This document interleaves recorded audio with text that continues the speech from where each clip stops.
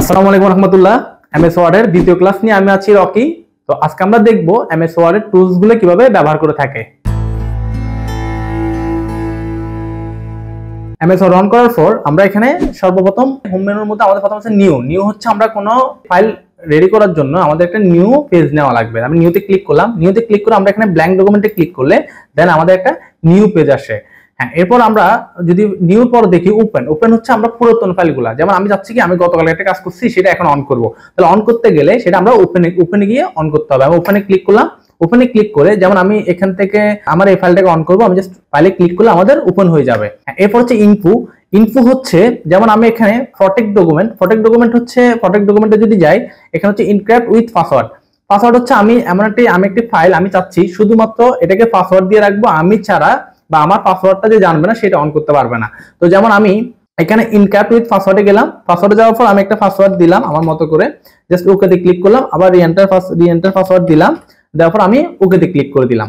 ওকেতে ক্লিক করার পর দেন আমি যদি এটাকে কেটে দিই, কেটে দেওয়ার পর আমি এটাকে সেভ দিব, সেভ দেওয়ার পর আমি এটাকে যদি কেটে দিই, এবার আবার যদি আমি এটাকে অন করতে যাই আমি ওপেনে ক্লিক করলাম, ওপেনে ক্লিক করে আমি অ্যাডভান্স অ্যাকাউন্টিং যে ফাইলটা এটা অন করলাম, আমার এখন আর অন হবে না পাসওয়ার্ড ছাড়া।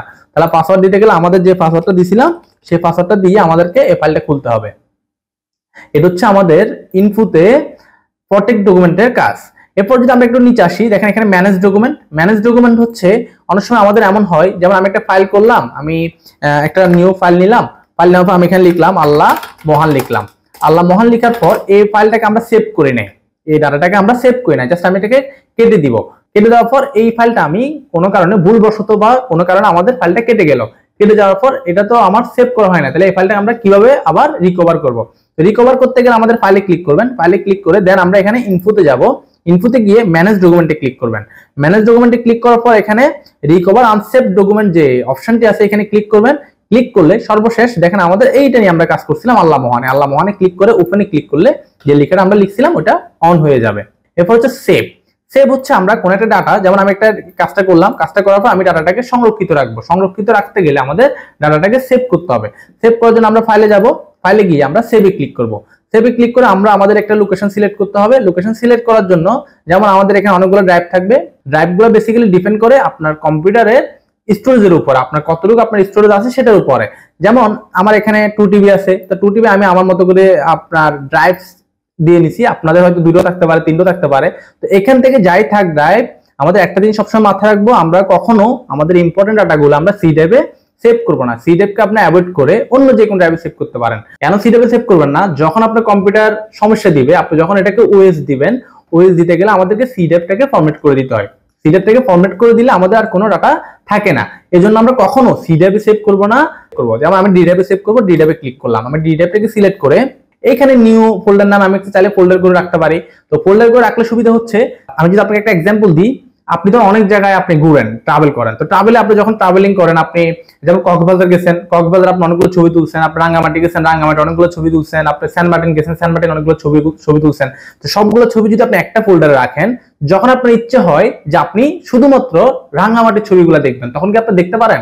আপনি যখন ফোল্ডারটাকে অন করেন সবার ফাইলগুলো একসাথে চলে আসে, সবগুলো ছবি একসাথে চলে আসে। তো আমরা যদি ইন্ডিভিজুয়ালি আলাদা আলাদা করে ফোল্ডার করে সেভ করে রাখি, তখন আমাদের সুবিধা হয় কি, আমি যখন রাঙ্গামাটির ছবিগুলো দেখবো শুধু রাঙ্গামাটি ফোল্ডারে ঢুকবো, আমি যখন বান্দরবনের ছবিগুলো দেখবো বান্দরবনের ফোল্ডারে ঢুকবো, যখন আমি কক্সবাজারের ছবিগুলো দেখবো কক্সবাজারে ঢুকবো। যারা বিশেষ করে দোকান করে তাদের অনেক ধরনের ক্লায়েন্ট থাকে, তা আমরা কি করি, প্রত্যেকটা ক্লায়েন্টের জন্য তাদের মোবাইল নাম্বার বা তাদের নাম দিয়ে আলাদা আলাদা করে ডাটা সেভ করে রাখি। তো আমরা ওই নাম্বারটা দিয়ে অন করলে আমাদের ওই ফাইলগুলো একসাথে, ওনার যতগুলো ফাইল থাকে সবগুলো আমরা একটা ফোল্ডারের মধ্যে পাই, এই জন্য আমাদেরকে ফোল্ডারটা করে নিতে হয়। তো আমরা ফোল্ডার করার জন্য ফার্স্টে নিউ ফোল্ডারে ক্লিক করব।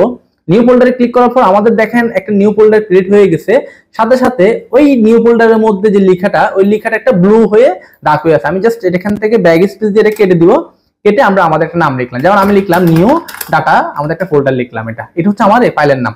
বা আমি যে কোনো একটা নাম দিতে পারি, যে আমি ধরেন আল্লাহ মহান একটা ফোল্ডার লিখলাম, আল্লাহ মহান এটা একটা ফোল্ডারের নাম। জাস্ট আমি এখানে ক্লিক করে ওপেনে ক্লিক করব। ওপেনে ক্লিক করার পরে আমার একটা ফোল্ডার ক্রিয়েট হয়ে গেছে, এই ফোল্ডারের মধ্যে আমি এন্ট্রি করব। তাহলে আমি আবার এখানে ওপেনে ক্লিক করলাম, এই দেখেন আমার এখানে দিস পিসিতে নিউ ভলিউম ডি ড্রাইভে আল্লাহ মহান নামে একটা ফোল্ডারের মধ্যে আমি এখন আছি।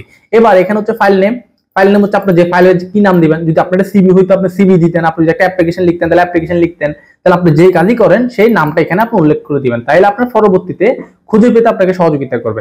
নিউ ডাটা মানে আমি একটা ডাটা, এটা আমি নিউ ডাটা লিখলাম। লিখার পর আমাদের সেভ এস টাইপে যেভাবে সেভাবে থাকবে, জাস্ট আমি এখানে সেভে ক্লিক করব। সেভে ক্লিক করলে আমাদের এই ডাটাটা সেভ হয়ে যাবে। এটা পরবর্তীতে আপনি ওই যে ফোল্ডারটা করছেন ওই ফোল্ডার আপনি খুঁজে পাবেন। তাহলে আমি যদি আবার একটা অন করে দেখি, আমি এটাকে কেটে দিলাম। কেটে দেওয়ার পর আমরা ওপেন করার জন্য ফাইলে যাব, ফাইলে গিয়ে ওপেনে ক্লিক করলাম। আমি দিস পিসিতে যাব। দিস পিসি যাওয়ার পর আমাদের ডি ড্রাইভ ছিল, ডি ড্রাইভে আমরা আল্লাহ মহান নামে একটা ফোল্ডার করছিলাম, আল্লাহ মহান ফোল্ডারে গেলাম। যাওয়ার পর এই নিউ ডাটা নামে ফাইলটা আমাদের চলে আসছে। কিন্তু এখানে একটা জিনিস মাথায় রাখবেন, আমরা একই ফোল্ডারে একই নামে দুইটা ফাইল কখনো আপনি রাখতে পারবেন, আপনাকে নামটা চেঞ্জ করে দিতে হবে। যেমন আমি যদি এখন আরো কিছু ফাইল লিখি, যেমন আমি এখানে লিখলাম আল্লাহ লিখলাম, তারপর আমি আরো লিখলাম আল্লাহ কাইন্ড লিখলাম, আমি আরো কিছু লিখলাম। আমি চাচ্ছি কি এই লেখাটা আমি ওই একই ফাইলের মধ্যে সেভ করে রেখে দিব। তাহলে সেভ করে রাখতে গেলে আপনি ফাইলে যাবেন, শুধু সেভে ক্লিক করবেন। সেভে ক্লিক করলে এই অপশনটি পরবর্তীতে আর আসবে না, আগের যে সেভের অপশনটা আসছে। আমি যদি একটা এক্সাম্পল দিই, আপনি যখন একটা সিভি করেন, সিভি করতে অনেক সময় লাগে। তো আপনার এখানে অনেক ধরনের সমস্যা হতে পারে, যেমন আপনি কাজ করতেছেন, আপনার লোডশেডিং হলো, আপনার পিসিটা অফ হয়ে গেল, তখন আপনি এই রিস্কটা না নেওয়ার জন্য আপনি প্রথমত কাজটিকে সেভ করে ফেলবেন। সেভ করে আপনি পরবর্তীতে যখন আপনি কাজ করবেন আর সাথে সাথে আপনি সেভ করে নেবেন। আপনি 2 লাইন লিখছেন 3 লাইন লিখছেন, আপনি এটা শর্টকাটে সেভ করে নেন। শর্টকাট কমান্ড হচ্ছে কন্ট্রোল এস, কিবোর্ড থেকে কন্ট্রোল চেপে যদি আপনি এস দেন অটোমেটিক এটা ওই আগের জায়গায় সেভ হয়ে যাবে। সেভের আমি একটু আগে বলছিলাম যে আমরা একই ফোল্ডারে একই নামে একই ফাইল দুইবার সেভ করা যায় না, আপনাকে করতে গেলে নামটা চেঞ্জ করে দিতে হবে। যেমন আমি লিখছি কি এখানে নিউ ডাটা, এখন আমি চাচ্ছি এগুলো সবগুলো কেটে দিয়ে শুধুমাত্র প্রথম হেডিংটা রাখলাম। এবার আমি এখানে লিখলাম, আমি আমার মতো কিছু লিখলাম, আমি লিখলাম এখানে ইম্পর্টেন্ট অফ লার্নিং ইংলিশ। এখন এখানে যে লেখাটা লিখলাম, আমি চাচ্ছি কি ওই ফাইল থেকে কিছু জিনিস এডিট করে আরো কিছু জিনিস আমি এখানে অ্যাড করে নতুন করে একটা ফাইল সেভ করব। তখন আমরা সেভে যাব না, আমরা একই জিনিস পুনরায় সেভ করার জন্য আমরা সেভ এসে ক্লিক করি। করার জন্য আমি এখানে সেভ এসে ক্লিক করলাম। সেভ এসে ক্লিক করার পর আবার সেম আমাদের ওই লোকেশনটা আমরা সিলেক্ট করে নেব, যে লোকেশন আমরা সেভ করব।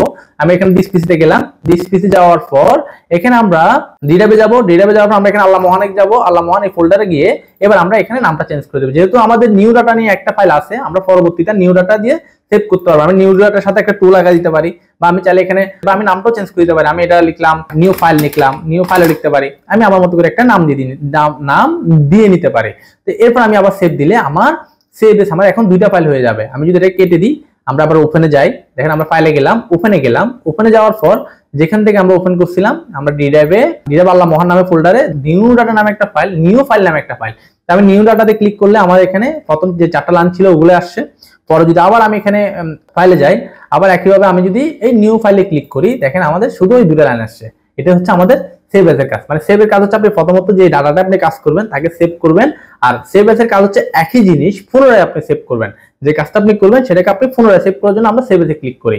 তো সেভ এস অনেক সময় এই ধরনের এইভাবে ব্যবহার হয়, যেমন আমি একটা আমার সিভি করলাম, বা আমি একটা আমার ক্লায়েন্টের সিভি করলাম, তো আরেকজন আসছে আপনার থেকে আরেকটা সিভি করতে, তো আপনি চাচ্ছেন কি ওই সিভিটা আপনার কাছে ওই সিভির ফরম্যাটটা ভালো লাগছে, আপনি ওই সিভির ফরম্যাটটার মধ্যে এডিট করে তাকে আরেকটা সিভি বানিয়ে দিবেন আপনি।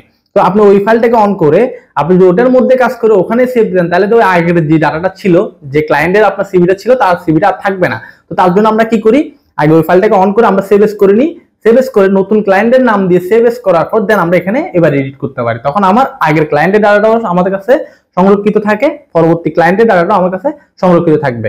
হ্যাঁ, এরপর হচ্ছে আপনার প্রিন্ট নিয়ে আমাদের একটা ক্লাস থাকবে। আপনারা আমাদের ক্লাসগুলো স্টেপ বাই স্টেপ দেখবেন আমাদের ইউটিউব চ্যানেলে, আমাদের পেজে আমাদের প্রিন্ট নিয়ে একটা ক্লাস থাকবে। আপনারা আমাদের স্টেপ বাই স্টেপ ক্লাসগুলো দেখলে প্রিন্টের ক্লাসটা দেখতে পারবেন। হ্যাঁ, এরপর ক্লোজ হচ্ছে, আপনি ক্লোজ দিলে আমাদের এমএস ওয়ার্ডটা মানে কেটে যাবে, আমরা এখান থেকে বের হয়ে যেতে পারবো। একদম নিচের দিকে যদি আসে অ্যাকাউন্ট হচ্ছে আমাদের ওয়ার্ডের আমাদের অ্যাকাউন্টসটা, আর অপশন হচ্ছে আমাদের ওয়ার্ডের সেটিং গুলো নিয়ে, মানে ওয়ার্ডের সেটিং এর কাজগুলো হচ্ছে অপশন থেকে করতে হয়। তো এই অপশন নিয়ে আমাদের একটা ক্লাস থাকবে।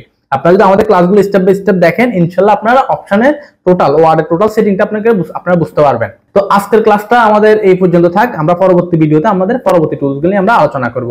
আল্লাহ হাফেজ, ভালো থাকবেন, আসসালামু আলাইকুম।